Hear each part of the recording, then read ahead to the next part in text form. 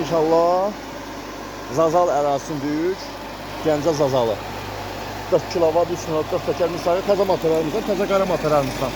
Süper, 4 təkər misarı. At qardaşım bax, qardaşım özünü çəkmirəm bax. Atmağına bax, at. Buradan attı, buradan gedir. Ondan bir dənə gətir, bir dənə balaca çox gətir. Aparatı üstten atırıb, üstten atmağından çıxmağı eynidir. 4 kilovat, 3 minut, 4 təkər misarı, nol faza. Otu buradan atmağından çıxmağı eynidir. Allah bərəkət verir. İş budur, keyfiyyət budur. Danışan usta Sarıxan biləsi var balası. Qardaş, iş budur, keyfiyyət budur. Çatdırma budur, quraşdırma budur. Aparat verir 1200 manatdır, mən kampaniyalarım 1000 manata gətirmişəm. Belə də yaxşı eləyirəm, mən xalqıma qulluq eləyən oğlanam.